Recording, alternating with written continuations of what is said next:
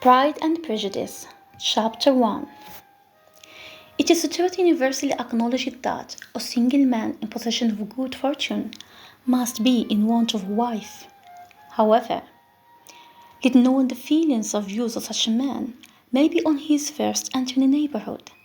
This truth is so well fixed in the minds of the surrounding families that he is considered as the rightful property of someone or other of their daughters.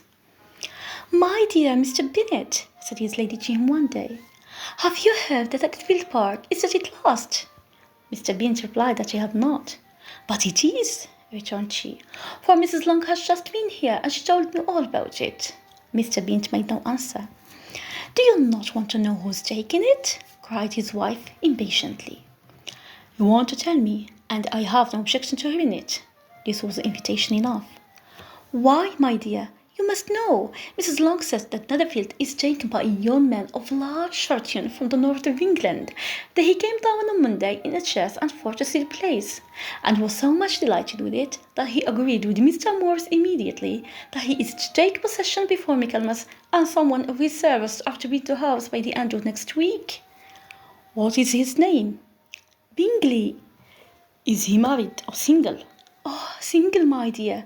To be sure, a single man of large fortune, 4,000 or 5,000 a year. What a fine thing for our girls!" "How so? How can it affect them?" "My dear Mr. Bennet," replied his wife, "how can you be so tiresome? You must know that I am thinking of his marrying one of them." "Is that his design in settling here?" "Design? Nonsense! How can you talk so? But it is very likely that he may fall in love with one of them, and therefore you must visit him as soon as he comes." "I see no occasion for that. You and the girls may go, or you may send them by themselves, which perhaps will be still better, for as you are as handsome as any one of them, Mr. Bingley may like you the best of the party." "My dear, you flatter me. I certainly have had my share of beauty, but I do not pretend to be anything extraordinary now. When a woman has 5 grown-up daughters, she ought to give over thinking of her own beauty. In such cases, a woman has not often much beauty to think of." "But, my dear, you must indeed go and see Mr. Bingley when he comes into the neighborhood." "It is more than I engage for, I assure you." "But consider your daughters. Only think what an establishment it would be for one of them. Sir William and Lady Lucas are determined to go merely on that account, for generally, you know, they visit no newcomers. Indeed, you must go, for it will be impossible for us to visit him if you do not.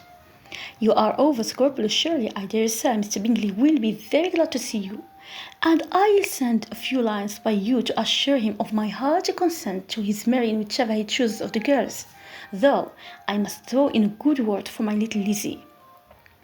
"I desire you will do no such thing.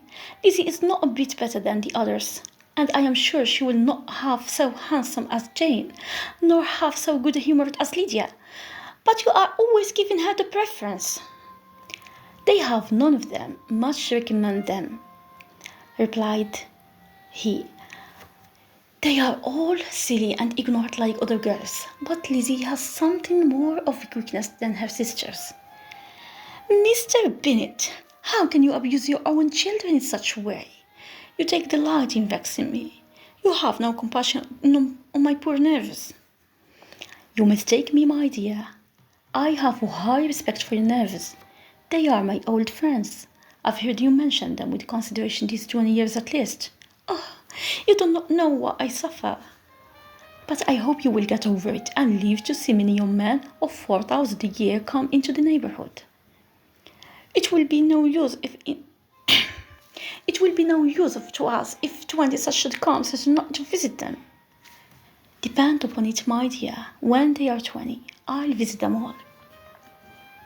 Mr. Bennet was so odd of mixture of quick thoughts, sarcastic humour, reserve, and caprice, that the experience of 23 years had been insufficient to make his wife understand his character. Her mind was less difficult to develop. She was a woman of mean understanding, little information, and uncertain temper. When she was discontented, she fancied herself nervous.